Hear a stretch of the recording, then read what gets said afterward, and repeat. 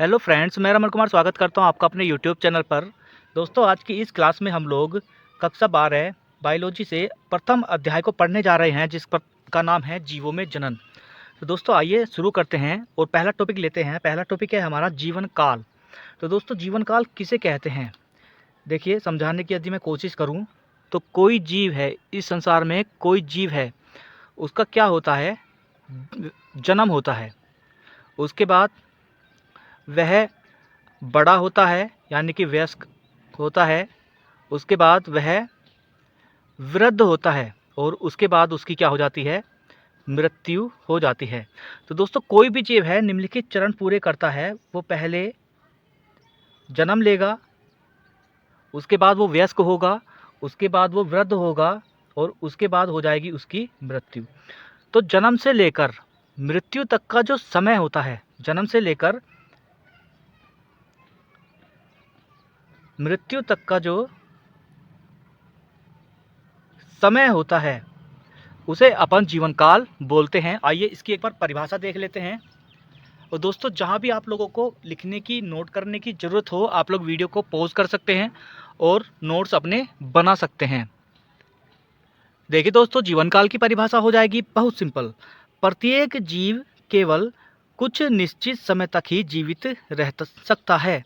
जीव के जन्म से लेकर उसकी प्राकृतिक मृत्यु तक के समय को जीवन काल कहते हैं। याद रखिएगा, जन्म से लेकर प्राकृतिक मृत्यु तक के समय को ही अपन क्या बोलते हैं, जीवन काल कहते हैं।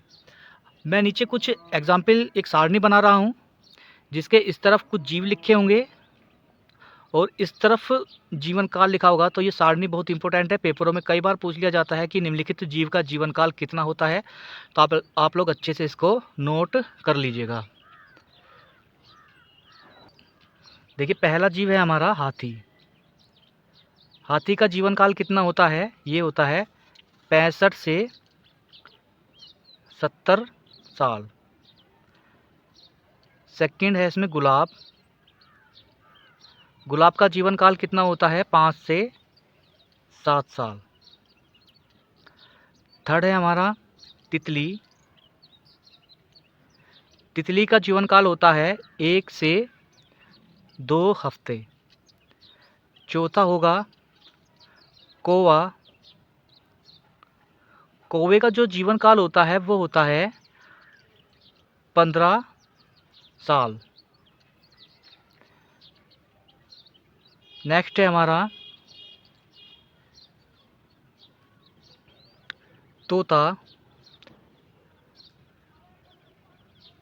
तोते का जीवन होता है 140 साल। ठीक है दोस्तों, कुछ तोते होते हैं जो 140 साल तक जीते हैं, इसलिए यहाँ मैंने विशेष रूप से तोते की उम्र 140 साल बताई है। नेक्स्ट है मगरमच्छ। मगरमच्छ का जीवन काल होता है 60 साल। नेक्स्ट है हमारा धान। धान का जो जीवन काल होता है वो होता है 3 महीने। तो दोस्तों, ये था जीवन काल किसे कहते हैं।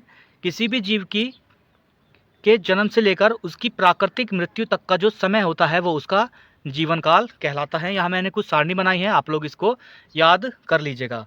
आइए बढ़ते हैं नेक्स्ट टॉपिक की तरफ, जो होगा जनन।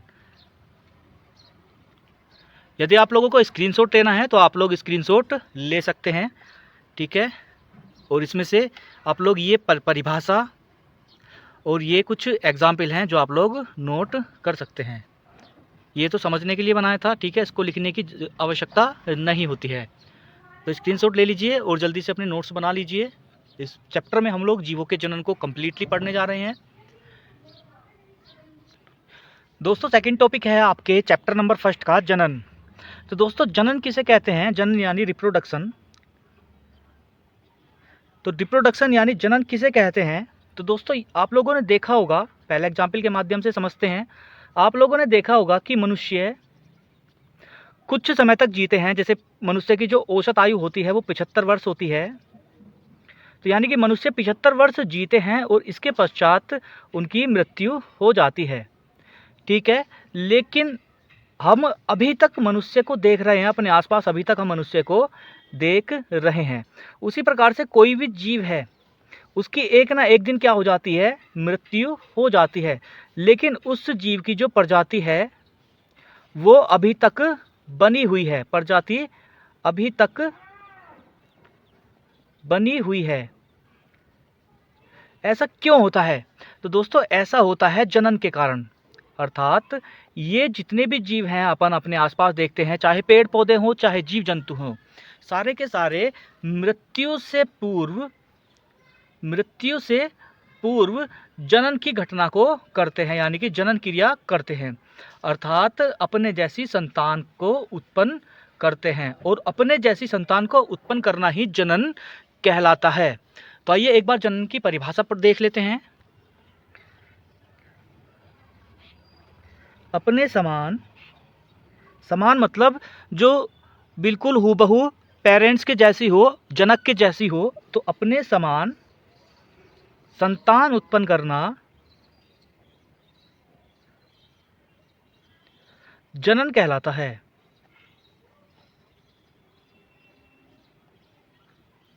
ठीक है दोस्तों, आप लोगों ने देखा होगा कि हम बिल्कुल अपने माता पिता की तरह होते हैं।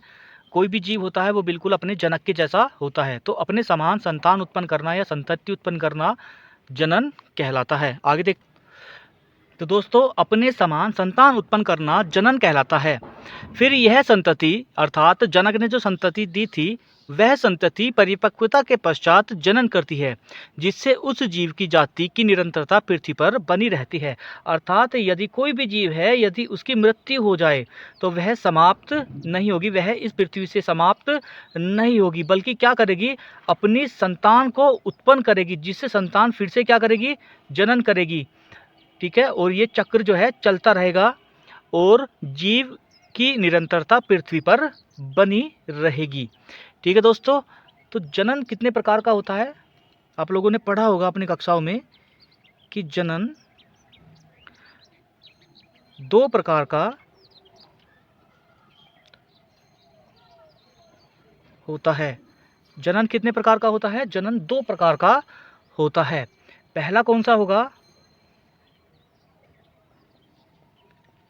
अलैंगिक जनन। और दूसरा कौन सा होगा? दूसरा होगा लैंगिक जनन।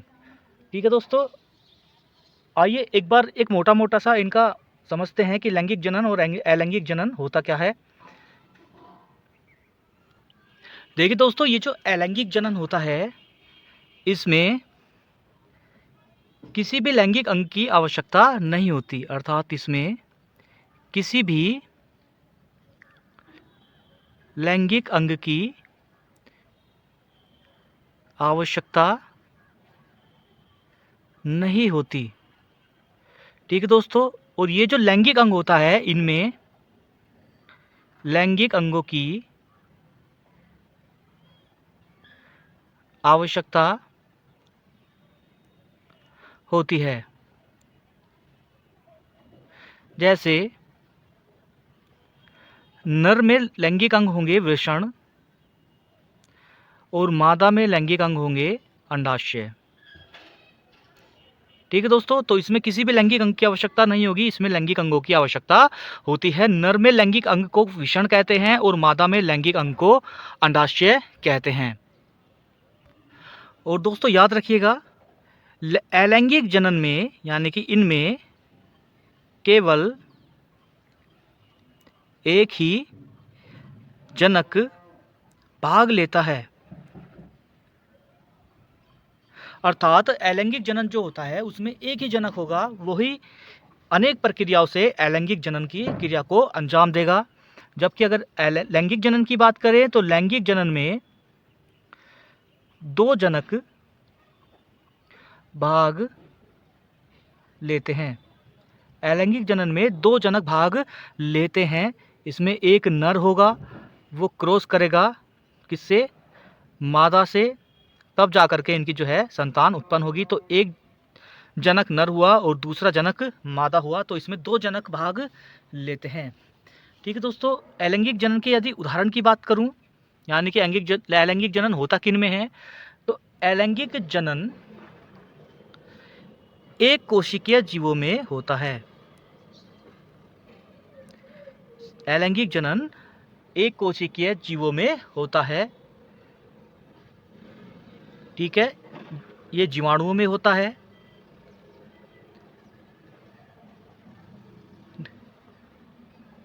नील हरी शैवाल में होता है और माइक्रोप्लाज्मा में भी अलैंगिक जनन होता है। उसके साथ ही अमीबा है, पैरामीशियम है, यूग्लिना है, ये सभी एक कोशिकीय के जंतु होते हैं, इसमें इसलिए इनमें अलैंगिक जनन होता है। तो आप लोगों को अलैंगिक जनन फिर से समझ में आ गया होगा। आइए लैंगिक जनन की बात करें तो लैंगिक जनन जो होता है वह कवक में होता है, पौधों में होता है और जितने भी जंतु हैं उनमें लैंगिक जनन होता है। फिर से एक बार देख लेते हैं, कोई कन्फ्यूजन रह गया हो तो दूर कर देंगे। देखिए दोस्तों, जनन अपने समान संतान उत्पन्न करना जनन कहलाता है। फिर यह संतति यानी कि जो संतान उत्पन्न हुई थी, यह संतति परिपक्वता के पश्चात जनन करती है, जिससे उस जाति की निरंतरता पृथ्वी पर बनी रहती है। जनन दो प्रकार का होता है, अलैंगिक जनन और लैंगिक जनन। तो दोस्तों, अलैंगिक जनन वो जनन होता है जिसमें लैंगिक अंग की आवश्यकता नहीं होती, जबकि लैंगिक जनन वह जनन होता है जिसमें लैंगिक अंगों की आवश्यकता होती है। नर का जो लैंगिक अंग होगा वह वृषण होगा और मादा का जो लैंगिक अंग होगा वह अंडाशय होगा। दोस्तों, अलैंगिक जनन की बात करें तो अलैंगिक जनन में केवल एक ही जनक भाग लेता है, जबकि लैंगिक जनन में दो जनक भाग लेते हैं। ठीक है, उदाहरण की बात करें तो जितने भी आपके एक कोशिकीय जीव होंगे वह सारे के सारे अलैंगिक जनन करेंगे, जैसे अमीबा, पैरामीशियम, यूग्लिना, जीवाणु, इसके साथ जीवाणु, नील हरित शैवाल और माइक्रोप्लाज्मा। जबकि लैंगिक जनन जो होता है वह कवक में होता है, पौधों में होता है एवं जंतुओं में होता है। ठीक है दोस्तों, जनन आप लोग समझ गए होंगे कि जनन होता क्या है। जिसको भी स्क्रीनशॉट लेकर अपने नोट्स बनाने हैं वो स्क्रीनशॉट ले सकता है वीडियो को पॉज करके। आइए चलते हैं नेक्स्ट टॉपिक की तरफ। तो दोस्तों, आप लोग लैंगिक जनन और अलैंगिक जनन भी आप लोग समझ गए होंगे। आइए पढ़ते हैं जनन की विधियाँ। दोस्तों, मोस्टली इस चैप्टर के अंतर्गत हमको अलैंगिक जनन पढ़ना है, क्योंकि पहले चैप्टर में अलैंगिक जनन के बारे में है। तो ये हो जाएगा अपना अलैंगिक जनन की विधियाँ। अलैंगिक जनन की विधियाँ। तो दोस्तों, अलैंगिक जनन, चूँकि इसे एकल जीव जनन भी कहते हैं, इसे एकल जीव जनन भी कहते हैं। एकल जीव जनन का मतलब, क्योंकि अलैंगिक जनन प्राय एक कोशिकीय प्राणियों में होता है। ध्यान से सुनिए, अलैंगिक जनन प्राय एक कोशिकीय प्राणी में होता है। ठीक है, और ये एक कोशिकीय प्राणी का शरीर एक कोशिका का बना होता है। इसका शरीर कितनी कोशिका का बना होगा? एक कोशिका का बना होता है। और यही एक कोशिकीय जीव आगे चलकर जनन की क्रिया करता है, यानी कि केवल ये बट जाता है, यानी कि टूट जाता है। जैसे आप लोग यदि अमीबा को देखो तो अमीबा का कुछ शरीर इस प्रकार का होता है, उसकी नियमित आकृति होती है। जब ये रिप्रोडक्शन करेगा तो अमीबा का जो शरीर है वो दो भागों में बंटना प्रारंभ हो जाएगा, और साथ ही साथ इसका केंद्रक भी दो भागों में बंटना प्रारंभ हो जाएगा। केंद्रक के साथ साथ केंद्रक द्रव्य भी इसका दो भागों में बंटना प्रारंभ हो जाएगा। ठीक है दोस्तों, एक स्थिति ऐसी आती है जब यह बीच में से खंडित होने लगता है, विखंडित होने लगता है या टूटने लगता है, और इसके बाद इस वाले भाग से एक अलग अमीबा का जन्म होता है और इस वाले भाग से एक अलग अमीबा का जन्म होने लगता है। तो आप लोगों ने देखा कि एक अमीबा ने आगे चलकर दो संतान को उत्पन्न किया, और संतान उत्पन्न करना ही जनन कहलाता है। परिभाषा आपकी एक बार फिर से क्लियर हो गई। दोस्तों, ये अलैंगिक जनन है, क्योंकि अपने पहले चैप्टर में अपन को अलैंगिक जनन पढ़ना है, तो ये अलैंगिक जनन है। और मैंने बताया था अलैंगिक जनन को एकल जीव जनन कहते हैं। तो दोस्तों यहाँ पर एकल जीव जनन क्यों कहते हैं? क्योंकि अमीबा अकेला ही था जिसने आगे चलकर 2 संतान को उत्पन्न किया, इसलिए अकेले जीव ने 2 संतान बनाए, यानी कि अकेले जीव ने जनन किया, इसलिए इसे अपन एकल जीव जनन भी कहते हैं। ठीक है दोस्तों, आगे बढ़ते हैं। एकल जीव जनन या अलैंगिक जनन की 2 विधियां हैं। अलैंगिक जनन की कितनी विधियां हैं? अलैंगिक जनन की 2 विधियां हैं। पहली विधि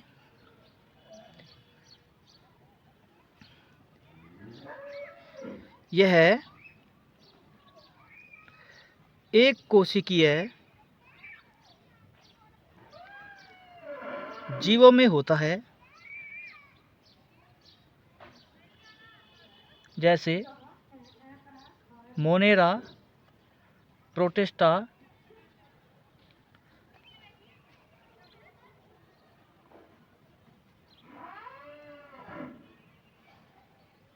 ठीक है दोस्तों। सेकंड, पौधों में अलैंगिक जनन। अच्छा दोस्तों, एक परिभाषा नहीं लिखी है तो लिख ले। अलैंगिक जनन में किसी भी लैंगिक अंग की आवश्यकता नहीं होती है, इनमें केवल एक ही जनक भाग लेते हैं। उदाहरण समस्त एक कोशिकीय जीवों में और जीवाणु, नीलहरी शैवाल, माइक्रोप्लाज्मा में। साथ ही साथ अलैंगिक जनन बहुकोशिकीय सरल जीवों में भी होता है, आगे हम लोग पढ़ेंगे। देखिए दोस्तों, पौधों में अलैंगिक जनन को कायिक प्रवर्धन या कायिक जनन कहते हैं। ठीक है, आइए चलते हैं और देखते हैं अलैंगिक जनन के लाभ। अलैंगिक जनन के लाभ।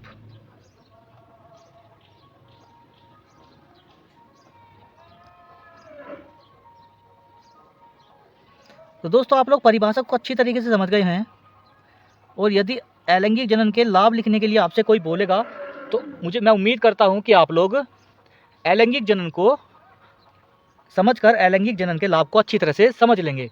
तो दोस्तों, पहला लाभ तो देखते हैं कि जो अलैंगिक जनन होता है वह तीव्र गति से होता है। अलैंगिक जनन तीव्र गति से होता है। मैं शॉर्ट में लिख रहा हूँ, यदि आप लोग नोट्स बना रहे हो तो पूरी लाइन लिख लीजिएगा कि अलैंगिक जनन तीव्र गति से होता है। सेकंड पॉइंट लिखेंगे, संततियां अधिक उत्पन्न होती हैं। ठीक है दोस्तों, संततियां अधिक उत्पन्न होती हैं। थर्ड पॉइंट लिखेंगे कि अलैंगिक जनन में प्रतिकूल परिस्थितियों को सहने की क्षमता होती है। प्रतिकूल परिस्थितियों को, यानी कि जब अलैंगिक जनन हो जाएगा तो उसमें जो बीजाणु बनेगा या उसमें जो युग्मक बनेगा उसको प्रतिकूल परिस्थितियों को सहने की क्षमता भरपूर मात्रा में होगी। ठीक है दोस्तों, फोर्थ पॉइंट, अलैंगिक जनन में एक ही जनक भाग लेता है। अलैंगिक जनन में एक ही जनक भाग लेता है तो क्या होगा दोस्तों? जनन की संभावना वो कैसी होगी? निश्चित होगी। जन्म की संभावना निश्चित होगी, अर्थात जनन होएगा ही होएगा। लेकिन आप लोगों ने देखा होगा कि यदि नर व मादा मिलकर जनन की क्रिया करें तो ऐसा नहीं है कि संतति उत्पन्न होगी, ऐसा भी हो सकता है कि संतति उत्पन्न ना हो। लेकिन यदि अलैंगिक जनन में हो रहा है तो ये संभावना, पूरी संभावना है कि संतति उत्पन्न होगी ही होगी। नेक्स्ट पॉइंट, अलैंगिक जनन में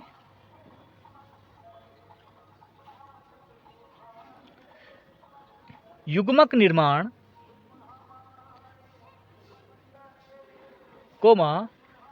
निषेचन,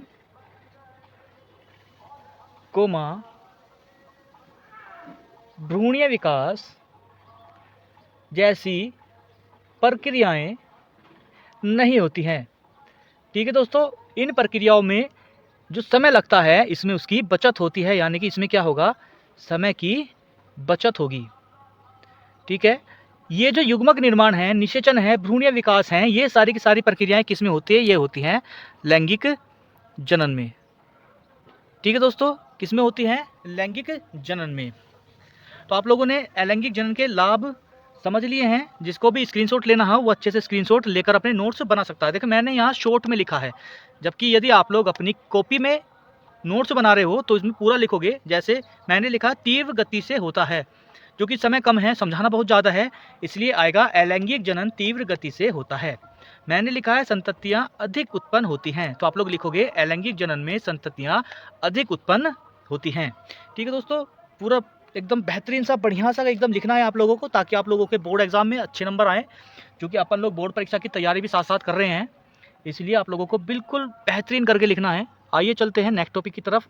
अब पढ़ते हैं लैंगिक जनन की हानि। तो दोस्तों अलैंगिक जनन की हानि पढ़ते हैं अपन लोग। अलैंगिक जनन से हानि, ठीक है, बहुत आसान है। देखिए दोस्तों, लैंगिक जनन जो होता है, आप लोगों को पता है लैंगिक जनन में मेल और फीमेल भाग लेते हैं। ये मेल का साइन होता है, ये फीमेल का साइन होता है। अलैंगिक जनन में मेल और फीमेल भाग लेते हैं।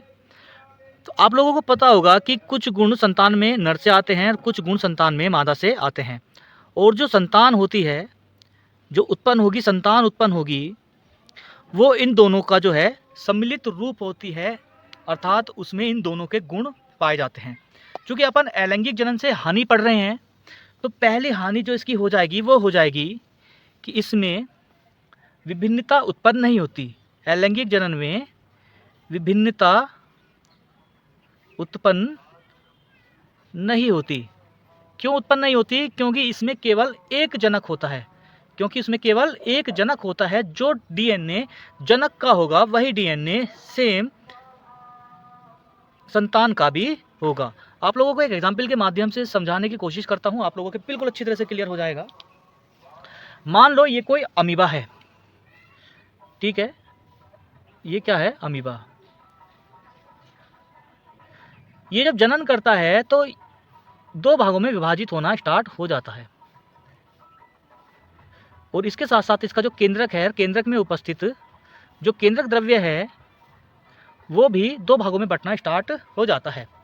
अब होता क्या है, धीरे धीरे एक प्रक्रिया ऐसी आती है जब ये पूरी तरह से दो भागों में टूट जाता है।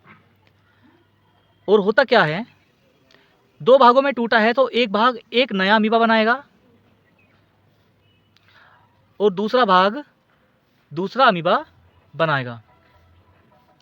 ठीक है दोस्तों, इस वाले भाग ने एक नया अमीबा बना लिया, इस वाले भाग ने दूसरा अमीबा बना लिया। लेकिन यहाँ पे मैं एक चीज़ आप लोगों को बता देता हूँ कि शर्त ये है कि कोशिका के साथ साथ केंद्रक वाला भाग ही केवल केंद्रक वाला भाग ही अमीबा बनाएगा। यदि इसको अपन यहाँ से काट दें तो आप लोग देखोगे कि इस वाले भाग में केंद्रक नहीं है, तो ये वाला भाग अमीबा नहीं बनाएगा, जनन क्रिया नहीं करेगा। लेकिन अगर केंद्रक का हल्का सा भी हिस्सा इस विभाजन में आ गया तो ये क्या करेगा, आगे चल करके संतति को जन्म देगा। तो ये जनक अमीबा था और ये दोनों जो हैं वो संतति अमीबा हैं। ठीक है, ये इसकी संतान होगी। देखिए अमीबा को अमर प्राणी भी माना जाता है, लेकिन वास्तव में अमर होता है या नहीं ये आप लोग सोचिए, क्योंकि एक समय बाद इसका अस्तित्व खत्म हो जाता है और इनका अस्तित्व बन जाता है। या ये कह लीजिए ऐसा भी हो सकता है कि ये अमीबा जो है इन दोनों भागों में परिवर्तित हो जाता है, लेकिन अस्तित्व तो खत्म हो ही रहा है। तो अमीबा अमर प्राणी है या नहीं है, आप लोग मुझे कमेंट बॉक्स में ज़रूर बताइएगा। ठीक है, तो दोस्तों मैं बता रहा था कि अलैंगिक जनन में दो जनक भाग लेते हैं, नर और मादा, दोनों के गुण संतान के अंदर आते हैं। इसलिए जो संतान होती है वो उसमें विभिन्नता उत्पन्न हो सकती है।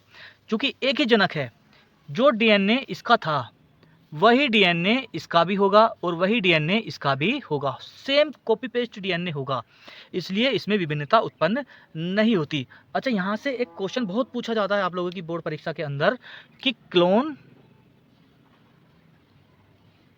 किसे कहते हैं। ये बहुत इंपॉर्टेंट क्वेश्चन है, बार बार पूछा जाता है कि क्लोन किसे कहते हैं। तो दोस्तों क्लोन इसका आंसर सुनिए, आप लोग साथ के साथ लिख भी लीजिए कि अलैंगिक जनन में जीवों को क्लोन इसलिए कहा जाता है कि जो डीएनए जनक का होता है वैसा ही डीएनए संतति का भी होता है, और शरीर संरचना के लिए डीएनए के पास ही सभी जानकारियां होती हैं। ठीक है, अतः अलैंगिक जनन में उत्पन्न संतति, अलैंगिक जनन में जो संतति उत्पन्न हो रही हैं अपने जनक के एकदम समान होती हैं, इसलिए इन्हें क्या बोलते हैं, इसलिए इन्हें क्लोन कहते हैं। अच्छे से आप लोगों को समझ में आ गया? कुछ नहीं है, जो डीएनए इनका था वही डीएनए इनका भी होगा। और शरीर निर्माण के लिए आप लोगों को पता है कि सारी जानकारियां डीएनए के पास होती हैं, इसलिए संतति को क्लोन कहा जाता है अलैंगिक जनन में।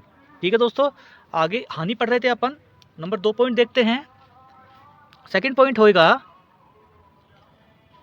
इनमें नई जाति का विकास संभव नहीं। इनमें नई जाति का विकास संभव नहीं है। ठीक है, ये मतलब क्या है? अरे विभिन्नता भी उत्पन्न नहीं होती है तो नई जाति कैसे बन जाएगी? ठीक है, जब विभिन्नता ही उत्पन्न नहीं होगी तो धीरे धीरे क्रमिक विकास या जैव विकास के नियम के आधार पर नई जाति कहाँ से हो जाएगी? आप लोग जरा दिमाग लगाइए। तो सेकंड पॉइंट हो गया, इनमें नई जाति का विकास संभव नहीं है। और दोस्तों, अलैंगिक जनन में जीव का पर्यावरण के प्रति अनुकूलन कम हो जाता है। थर्ड पॉइंट है, अलैंगिक जनन में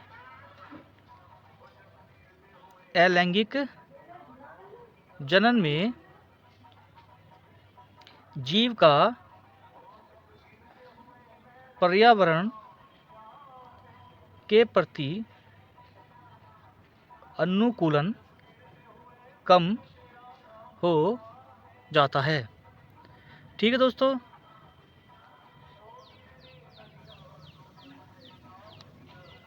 जब अलैंगिक जनन हो रहा था उसके बाद जो युग्मक बन रहे थे उनमें प्रतिकूल परिस्थितियों को सहने की क्षमता होती है, लेकिन अलैंगिक जनन में जब जीव का निर्माण होता है तो उसके पास पर्यावरण के प्रति अनुकूलन कम हो जाता है। तो दोस्तों, ये थे अलैंगिक जनन के लाभ और अलैंगिक जनन की हानि। और यहाँ से एक बहुत ही इंपॉर्टेंट टॉपिक कि क्लोन किसे कहते हैं। ठीक है, क्लोन किसे कहते हैं। ठीक है, इस चीज़ को याद रखिएगा। आप लोगों ने अच्छी तरह से पढ़ लिया है। आइए अलैंगिक जनन की विधियाँ देखते हैं कि अलैंगिक जनन किन किन विधियों से होता है या अलैंगिक जनन की मुख्य विधियां कौन सी हैं। तो दोस्तों, आपकी NCERT बुक के अंदर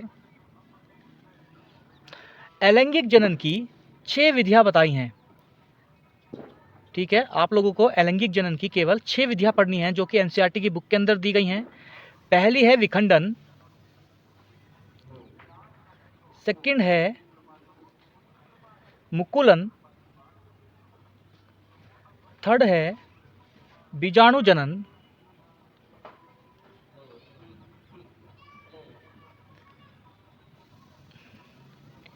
फोर्थ है कलिका निर्माण,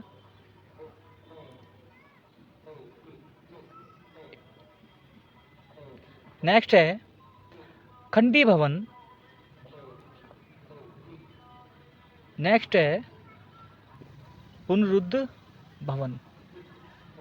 ठीक है, तो दोस्तों अलैंगिक जनन की जो 6 विधियां हैं इनको हम लोग क्रम से आने वाली वीडियोस के अंतर्गत पढ़ेंगे।